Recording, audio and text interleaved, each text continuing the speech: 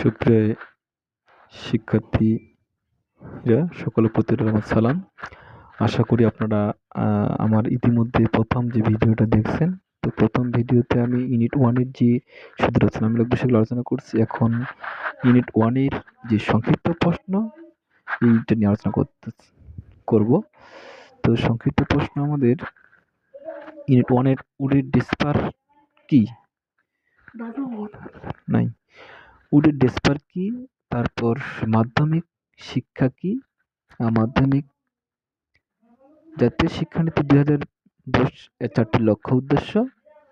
আর একটা প্রশ্ন, জাতীয় শিক্ষানীতি 2010 মাধ্যমিক শিক্ষার কাঠামো লিখুন।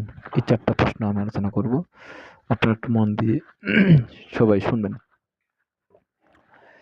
তো দেখতে পাচ্ছেন উডের ডেসপার কি? উডের ডেসপার একটু মনোযোগ দিয়ে শুনবেন সবাই। যে ভারতবর্ষে 19বিংশ শতাব্দীর প্রথমার্ধে শিক্ষা প্রসঙ্গে সুনির্দিষ্ট নীতিমালার অভাব ছিল। ফলে তখন সরকারি বেসরকারি প্রতিষ্ঠানের মধ্যে সম্মানের অভাব অত্যন্ত বেশি ছিল। অবশেষে 1853 সালে শিক্ষাক্ষেত্রে সঠিক ও সুনির্দিষ্ট নীতি প্রণয়ন খুঁজে গেল এবং এই নীতিটা করছেন ইংরেজ কোম্পানির নিয়ন্ত্রক সভাপতি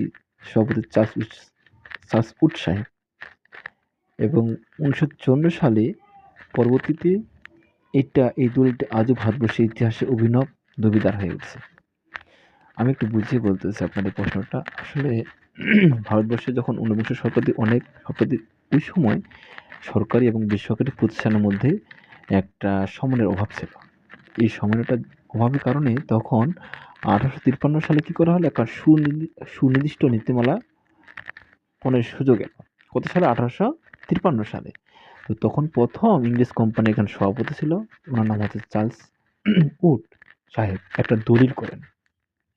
এই যে দলিলটা করা হলো সেটা 1954 সালে কম সভাপতি একটা নির্বাচন কমিটি করা হলো।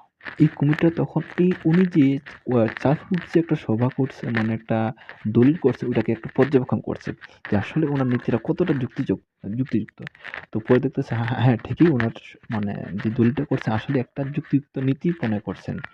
পরে ওই দলিলটাকে স্বীকৃতি দেওয়া হয়, যার কারণে ওই ওনার নাম অনুসারে এটাকে বলা হয় উডের ডেসপার নীতি, যা আজকে আমরা জানতে পারছি উডের ডেসপার, মানে ওনার নাম অনুসারে বলা হয়। এটা মূলত উডের ডেসপার নীতি, আর কিছু না। তো আশা করি বিষয়টা সকলে বুঝতে পারছেন। এবার মাধ্যমিক শিক্ষা বলতে কি বোঝায়? মাধ্যমিক শিক্ষা বলতে আমরা জানি সাধারণত কি, যে ষষ্ঠ থেকে যে আমরা দ্বাদশ শ্রেণী পর্যন্ত, তাই না? অর্থাৎ প্রাথমিক শিক্ষার পরবর্তী, উচ্চ শিক্ষার পূর্ববর্তী এই যে মাধ্যমিক মাঝখানে যে স্তরটা, এটা হচ্ছে মাধ্যমিক স্তর। আশা করি সবাই বুঝতে পারছেন। অর্থাৎ আমরা প্রাথমিক শিক্ষার পরে উচ্চ শিক্ষার পূর্বে এই মাঝামাঝি সময়টাকে মাধ্যমিক শিক্ষা বলে থাকি। তো আশা করি বুঝতে পারছেন। এইবার আমি একটা প্রশ্ন আলোচনা করতে চাচ্ছি যে জাতীয় শিক্ষানীতি 2010 এর 4টি লক্ষ্য উদ্দেশ্য ভালো করে একটু মনে রাখবেন। যে আমাদের 1 নম্বর লক্ষ্য হচ্ছে, দেখতে পাচ্ছেন যে বাংলাদেশের স্বাধীনতা সার্বভৌমত্বে শিক্ষার্থীদের সচেতন করা। বাংলাদেশের যে স্বাধীন এবং সার্বভৌমত্ব ও অখণ্ড রক্ষার প্রতি শিক্ষার্থী কি করতে হবে? 1 নম্বর আমরা সচেতন করব। এটা হচ্ছে 1 নম্বর নীতি। 2 নম্বর নীতি কি? শিক্ষার্থীরা ব্যক্তি ও জাতীয় জীবনে নৈতিক, মানবিক, সাংস্কৃতিক, বিজ্ঞান ভিত্তিক, সামাজিক মূল্যবোধ এগুলোর প্রতি কি উদ্দীপনা সৃষ্টি করা। এটা হচ্ছে 2 নম্বর নীতি। আর 3 নম্বর নীতিটা কি বলা হয়েছে? যে মুক্তিযুদ্ধের চেতনায় শিক্ষার্থীদের কি করতে, অনুপ্রাণিত করতে হবে। এটা 3 নম্বর নীতি। 3 নম্বরটা হচ্ছে মুক্তিযুদ্ধের চেতনায়, আর 2 নম্বরটা হচ্ছে আমাদের শিক্ষার্থীদের ব্যক্তি জাতীয় জীবনের যে নৈতিক, মানবিক, সাংস্কৃতিক, বিজ্ঞান ভিত্তিক, সামাজিক এগুলোর প্রতি উদ্দীপনা সৃষ্টিকারী 2 নম্বর। আর 1 নম্বরটা বলা হচ্ছে বাংলাদেশের স্বাধীন ও সার্বভৌম রক্ষার প্রতি শিক্ষার্থী সচেতন করতে হবে। আর 4 নম্বরটা বলা হয়েছে জাতীয় ইতিহাস, ঐতিহ্য, সাংস্কৃতিক এগুলোর প্রতি শিক্ষার্থীদের মনে সঞ্চালনের ব্যবস্থা করতে হবে। এগুলো ধারা যেন বিকশিত হয়। জাতীয় ইতিহাস, ঐতিহ্য, সংস্কৃতি এই যে ধারা এগুলো যেন বিকশিত হয়, এই জন্য শিক্ষার্থীদের মনে সঞ্চালন ব্যবস্থা করতে হবে। এটা হচ্ছে 4 নম্বর নীতি। তো আশা করি নীতিগুলো বুঝতে পারছেন। একটু ভিডিওটা আপনারা বারবার দেখলে আরেকবার দেখবেন, আশা করি জিনিসগুলো আর করতে হবে না। তারপরে আমরা আরেকটা প্রশ্ন আমি আলোচনা করি। জাতীয় শিক্ষানীতি ২০১০ অনুসারে মাধ্যমিক শিক্ষার কাঠামো লিখুন। মাধ্যমিক শিক্ষা কাঠামো, আচ্ছা আমি এটা সহজেই বলেছি। আমরা মাধ্যমিক শিক্ষা বলতে নবম থেকে দ্বাদশ শ্রেণী পর্যন্ত শিক্ষাটাকে বুঝে থাকি। ঠিক আছে না? আচ্ছা, তো মাধ্যমিক শিক্ষার এই যে কাঠামো একটু আপনারা দেখতে পাচ্ছেন, একটু দেখলে দেখতে পারেন।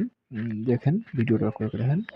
যে শিক্ষা শ্রেণী থাকতে হবে নবম থেকে দ্বাদশ শ্রেণী পর্যন্ত, মেয়াদ থাকবে ৪ বছর, শিক্ষাক্রম থাকবে বহুমুখী, অর্থাৎ মানবিক, বিজ্ঞান, বাণিজ্য থাকতে হবে, শিক্ষা সনদ সেটাকে আমরা কি জানি? হাইয়ার সেকেন্ডারি সার্টিফিকেট অর্থাৎ এসএসসি। শিক্ষার যোগ্যতা প্রভাষক মাস্টার্স, অনার্স সহ মাস্টার্স এবং প্রশিক্ষণ, যেটা আমরা বিএড এর যে প্রশিক্ষণের জন্য যে এখন প্রস্তুতি নিচ্ছি সেই প্রশিক্ষণটা। পাশাপাশি প্রতিষ্ঠানের প্রধান থাকবে একজন অধ্যক্ষ। তো আশা করি বিষয়টা বুঝতে পেরেছেন। সকলে ভালো থাকবেন। সকলকে স্বাগতম জানিয়ে আজকে শেষ করতেছি। বাই।